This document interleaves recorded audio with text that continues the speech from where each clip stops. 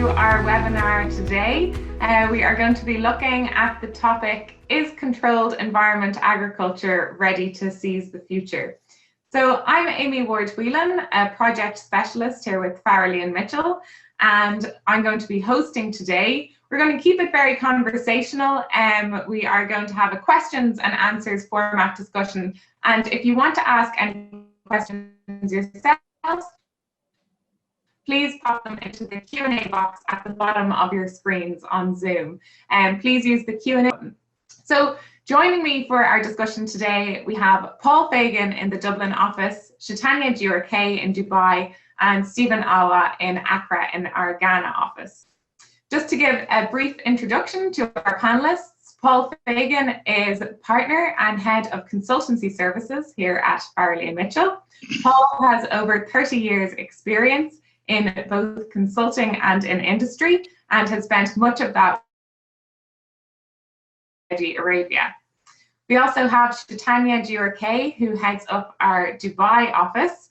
Chaitanya oversees operations in many of the Middle East, North Africa countries, and Chaitanya has over 15 years of advisory experience in the industry. We also have Stephen Awa joining us from Ghana.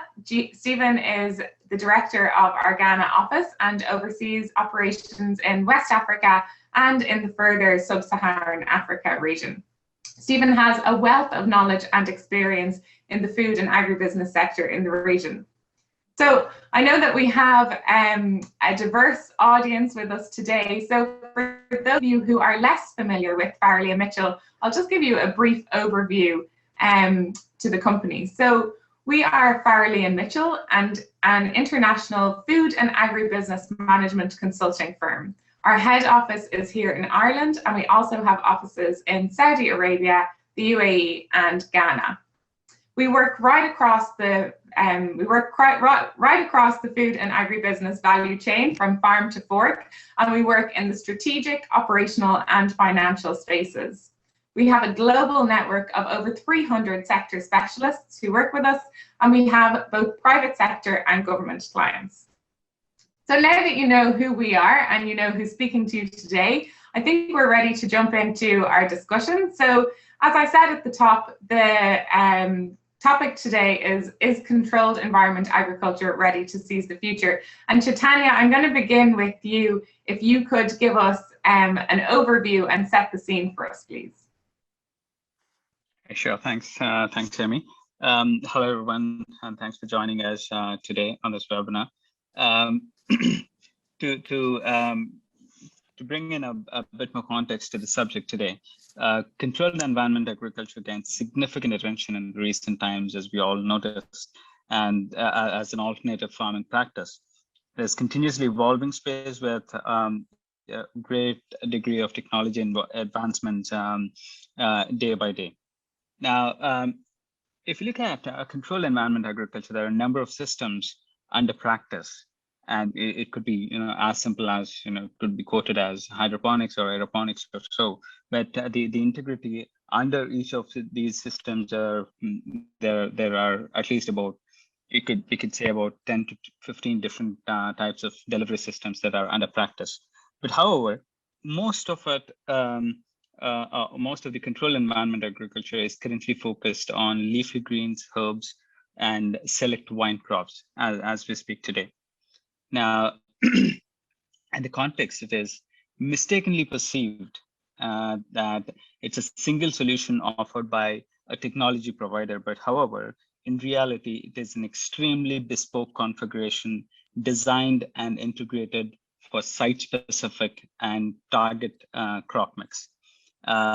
So that's how complex it is in terms of and how bespoke it is, the current operations of CEA. Now, it has an extraordinary potential being an alternative farming practice. There are a number of companies that have been mushroomed in the space globally and in the region in the Middle East as well in the past few years.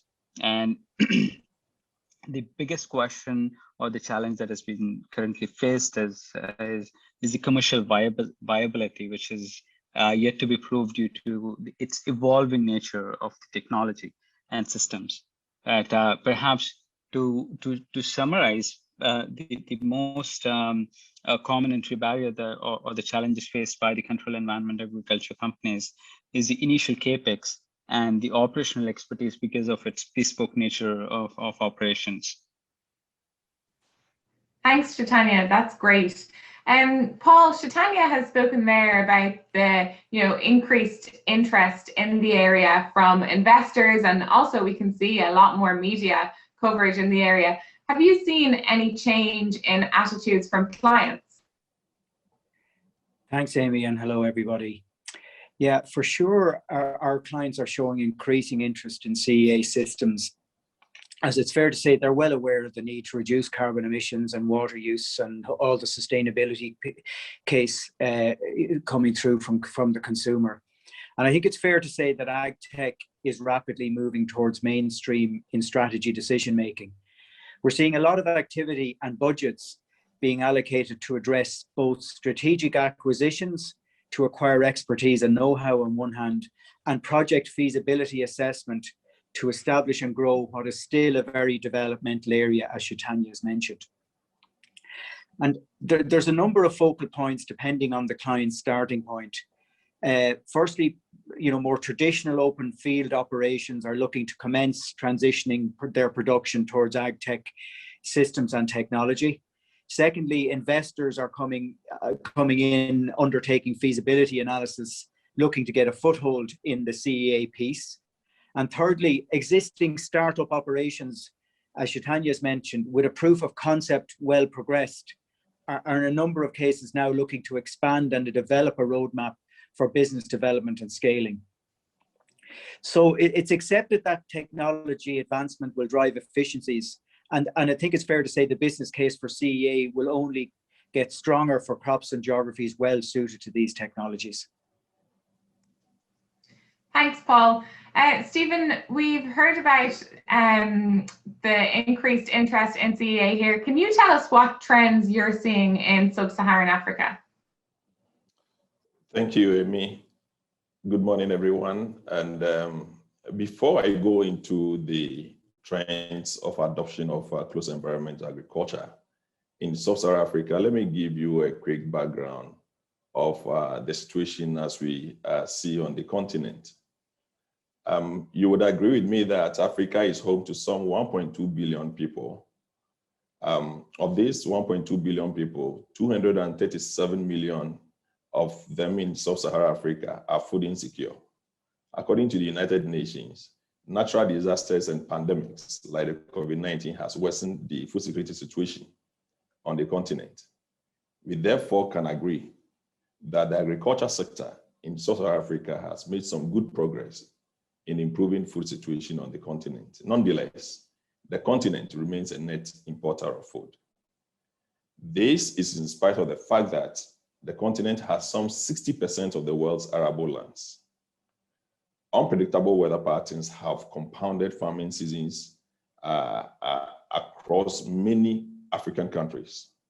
As such, some are finding ways to introduce technology to mitigate the effect of harsh climatic conditions. And one aspect of close environment agriculture that is very prominent on the continent is greenhouse technology, which has been touted as a game changer owing to its enormous benefits in Africa. In Ghana, for instance, it is projected that greenhouse vegetables has a capacity to produce about 4,500 tons of tomatoes annually, bringing in a yearly revenue of around $1 million US. So having said that, yes, I would say the trend of adoption of close environment agriculture in sub-Saharan Africa is on the rise. For instance, countries like Kenya, Ghana, Rwanda, Nigeria, and few others seem to be in the lead in promoting the use of close environment agriculture to improve their food security situation. In Ghana and West Africa, institutions like AGRA, Mastercard Foundation, and its Young African Work Strategy have trained several youth, most of whom are unemployed university graduates, to acquire skills and startup support, including loans to set up greenhouse vegetable production for local and export markets. Specific mention can be made of the government of Ghana through its Ministry of Food and Agriculture has embarked on rigorous promotion of close environment agriculture under its Youth in Agriculture program. It has therefore partnered with local agribusiness consulting firms to train many youth and then set them up to produce vegetables in greenhouses. So far, over 75 of such greenhouses have been set up across different locations in Ghana. So I must say that the adoption and the embrace of closed environment agriculture is on the rise on the continent. And we are likely to see more efforts by other governments, to embrace the concept to improve the food security situation in the various countries on the continent. Thank you. Thank you, Stephen. I think it's clear to see, that different methods of controlled environment agriculture are being adopted in different parts of the world. We've spoken about the growing interest in CEA and, the growth in media coverage and investor interest. And with that, it's brought a lot of awareness to the area and to the sector. It's also brought quite a few misconceptions.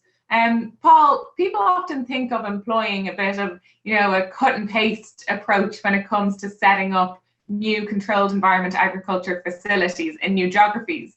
What are the challenges with this approach?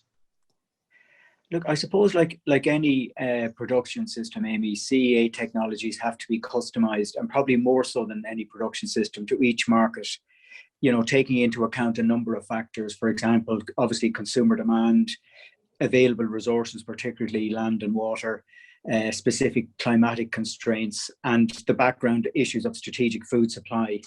So a CEA solution in Saudi Arabia, for example, is unlikely to be a direct fit for Holland and vice versa. However, compared to conventional farming, the advantage of ag tech technologies is that solutions can be more tailored to specific needs. And while this is still a work in progress in terms of developing solutions for various challenging environments.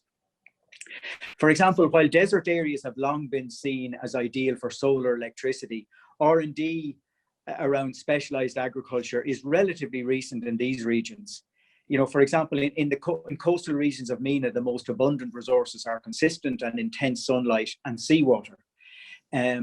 Research is now being focused in the region on developing solar panels along with low energy saltwater cooling solutions specific to an extreme desert environment. So interestingly, I suppose what we're seeing is that CEA has the potential in this case to perhaps redefine what an extreme environment is, and hopefully potentially open up untapped production potential. So to come back to the question, it's not about a one-fits-all solution for sure. And while the potential to customize solutions is a challenge, it's also a key strength. Thanks, Paul. I think that really shows, some of the potential in the harsher climates. Stephen, we hear about the potential of controlled environment agriculture to transform our food system. And one of the common misconceptions is that anything can be grown. Can you speak to us a little bit about the crop mix and the challenges surrounding that? Right, thank you, Amy. The technology is attractive as it comes with more efficient use of space, year-round production, and targeted use of inputs, including water and nutrients, as well as higher yields and freedom from droughts, floods, and as well as pests. Yes, there are limitations to crop mix as the technology generally supports the growth of shallow-rooted crops, and not everything can be grown under the greenhouse technology, which is very prominent and predominant within the continent. Vegetables are excellently grown in closed environments.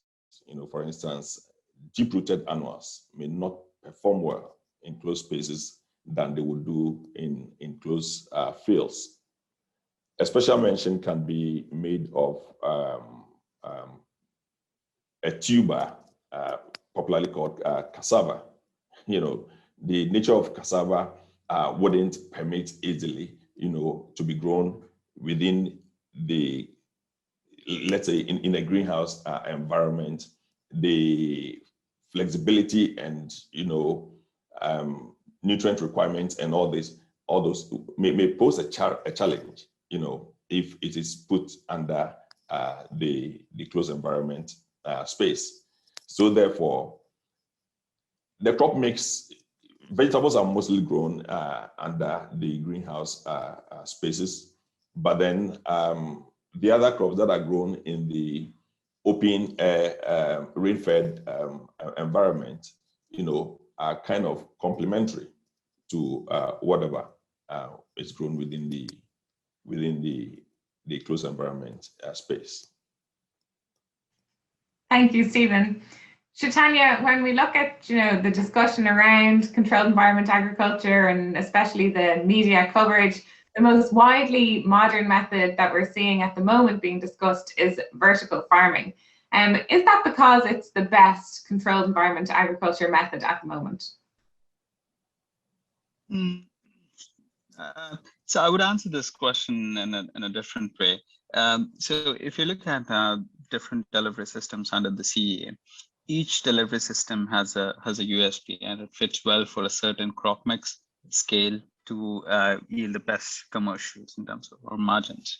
Now, among different delivery systems, vertical farming is the most high-tech operation among the others because of the LED and much more precise farming techniques and automation and so on.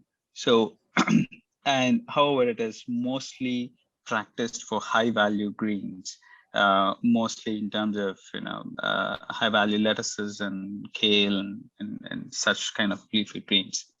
Now, in reality, it gained a lot of hype due to the high-tech nature or the approach in terms of cultivation, and as well as it may offer better nutrition profile because of precise farming techniques and so on. But its relevance to vertical farming relevance to produce scalable volumes is still questionable because of its extremely high capex. So perhaps vertical farming is one of the most expensive CEA systems which are currently under practice. Thank you, Chaitanya. Stephen, another challenge that we hear when it comes to indoor farming is the amount of energy that is required and the cost of that. Can you talk to us about this? Right, thank you, Amy. We all agree that energy is not cheap when you have to produce under closed environment agriculture space. But then when you come into Africa, the continent has abundance of sunshine, which I would call free energy, so to speak. So the growing of vegetables in under greenhouse spaces, harness the energy from the sun easily, and this is used, to provide key needed energy requirements in the production space. And actually, because it's abundant, it actually reduces the cost of energy use by the technology and maximizes the profitability of the business. Thank you, Stephen. So, a case to be made for different methods of CEA requiring different types of energy. Paul, another challenge that we hear of, and we've touched on it here, Chaitanya spoke about the high-tech methods of CEA and the cost associated. And, to set up an operation like this requires a high level of CapEx. Can you tell us about this? Yeah, I suppose to some extent, a CapEx requirement, while it's high, it's not just the issue here. In that, I suppose the related question to it is, can the business model evolve to deliver returns in line with this investment? I think there's no doubt the concept of ag and tech coming together to redefine local fresh produce production has captured the imagination of investors for sure. In the US, for example, the merger of App Harvest and Novus Capital launching a 60-hectare CEA site, they described an aim to reinvent agriculture in the US. Another example in GCC, most CEA projects are underpinned by sovereign wealth funds. and their strategic agendas to secure food supply. And obviously that's been supported with capital as well. The challenge, therefore, will move beyond establishment and proof of concept and more about getting the business model right and running costs in line with that to facilitate and develop a pathway to scale and build a profitable business long term. So I suppose for growth in vertical farming, kilowatts consumed in electricity is a major challenge in many locations. And vertical farming will drive on if these technologies develop to make it and can be either less energy intensive or more cost effective, because as well as being environmentally sound, the concept has to be robust economically to thrive. Thank you, Paul. Shatanya, it's been well publicized that the world's largest vertical farm is being built in Dubai, a joint venture with the US firm Crop One and Emirates Flight Catering. Can you speak to us about some of the challenges that are involved with setting up an operation of this scale? Sure, Amy. I think it the JV between Crop One and Emirates Flight Catering it cannot be compared to a typical commercial operating farm, because what we are looking at here is one. This project is to cater EKFC's internal requirements for their flight catering. So they've already kind of secured market for their produce. So which is generally a very big challenge for any CEA operating firm to find the right market, because we're talking about high quality produce. Now, the background of this, the investment here is it's about $40 million investment, which was supposed to be operational by somewhere in 2020. But as we speak, we are yet to know the status of that the project as we speak now. Thank you, Shatanya. I think it certainly shows some of the challenges that an operation like that has in the setup of it.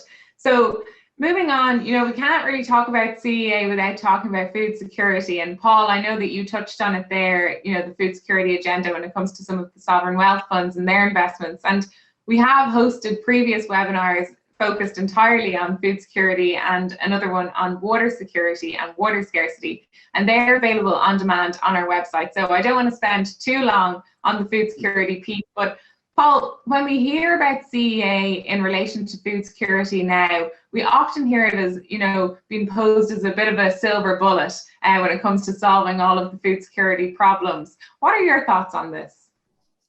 Yeah. I suppose, firstly, the global pandemic has highlighted the fragile nature of supply chains, and we're seeing a reaction to that in terms of the strategic importance of CEA projects. Looking at food security from another perspective, Peter Story, the founder of the Plenty agtech startup in San Francisco, stated that vertical farming exists because we know we have to grow the world's capacity for fresh fruit and vegetables. So so that's it. That from that perspective, it's a must-do to meet future population needs. And come back to desert nations, GCC faces real risks when they can't control their own food supply. And in other words, if you have to import everything, then the value of that food to you is quite different than compared to, say, in Ireland, who've been rated very highly recently in terms of food security, or other parts of Europe for that matter.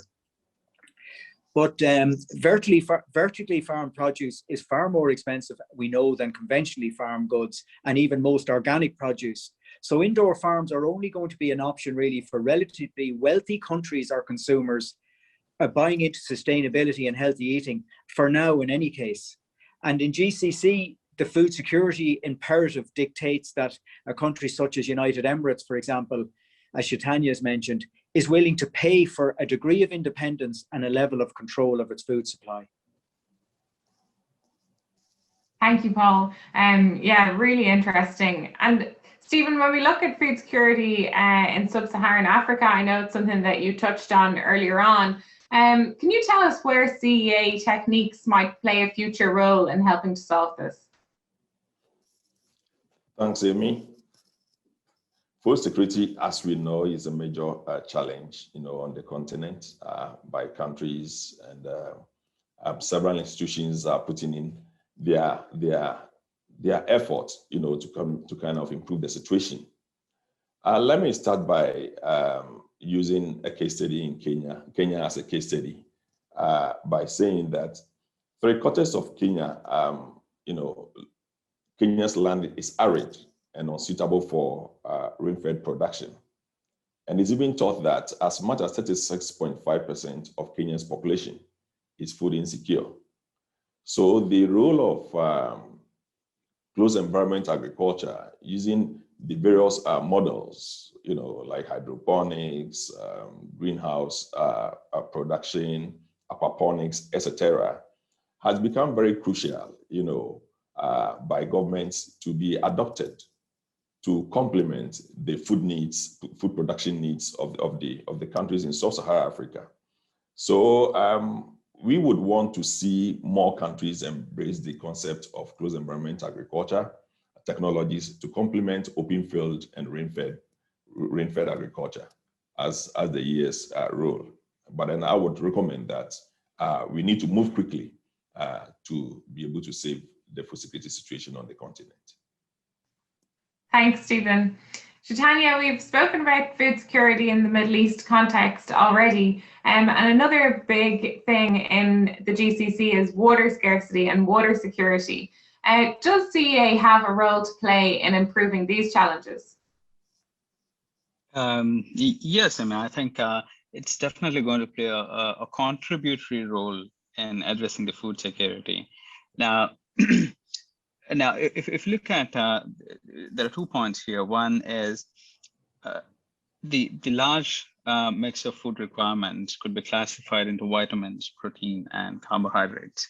Now, with the existing crop mix that can currently be produced using CEA, we can only address the vitamin part of it. Bulk of protein and carbohydrates still need to be import dependent in the GCC.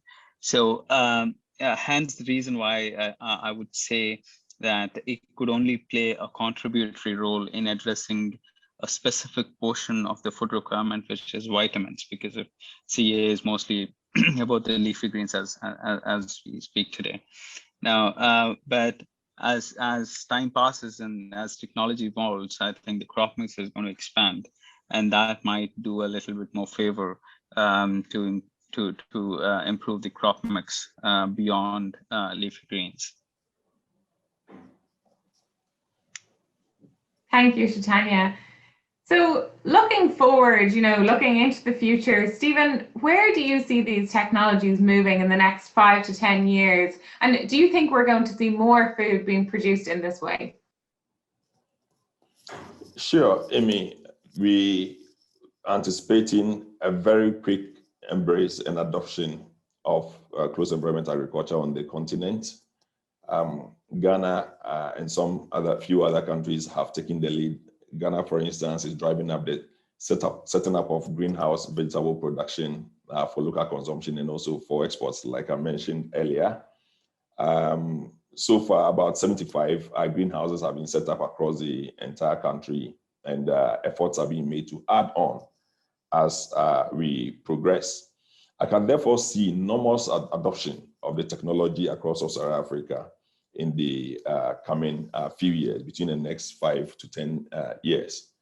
As consumers see the need to live healthy, I could understand that production of healthy vegetables, and food, is very critical in the environment. So I see that a lot of countries are positioned, and those who are not yet positioned are repositioning themselves to embrace closed environment agriculture on the continent to shore up their food security situation. Thank you, Stephen. Paul, throughout this conversation and in a lot of what we see surrounding controlled environment agriculture, we hear the word potential a lot, and it's maybe not quite there yet at this moment in time. So what do you think needs to happen for these technologies to get to the next level in terms of scale? Well, I guess it's going to be around adoption, Amy. And I suppose farmers, whether they like it or not, I think are on a path to become ag tech players or ag tech farmers in what has been described as transformational agriculture for CEA. And that mightn't be a very easy transition for many. But what we're seeing at the moment is a skill shortage, particularly with the highly customized bespoke solutions that Chaitanya has referred to that are under development. So investment in training and knowledge to enhance technology transfer and its deployment will be key to support, I suppose, both ag and tech coming together more rapidly, which in turn will drive innovation, I would expect. I think we're also likely to see some consolidation across the sector as it matures, alongside developing technologies becoming more refined. And systemization is an issue to address, while I think that's some time away at this stage. And Chaitanya has mentioned the contributory role for CEA, and it has a place in many operations as part of an integrated approach to fruit and veg supply. But let's not overlook that ag tech will also contribute to improving sustainability of open field production to the extent that it can as well. And just to conclude, I mean, consumers want quality and variety, and in many cases are prepared to pay. But for each market, where the focus is now is to try and identify the most appropriate solution to sustainably and importantly profitably meet this demand. Thank you, Paul. A lot of food for thought there.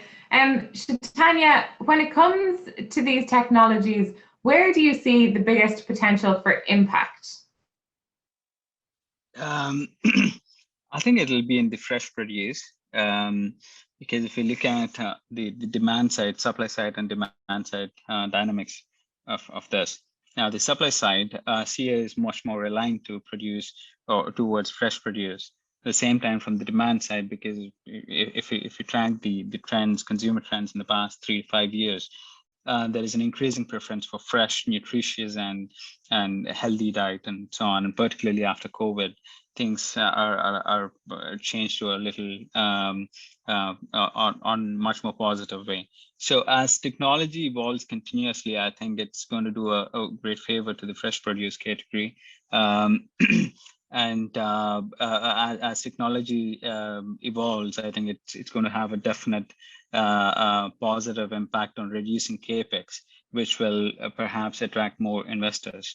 No, I think in a nutshell, I think CEA has an extraordinary potential to change the way we produce food, or at least some food varieties or crops, but it'll continue to be incredibly well funded due to its evolving nature.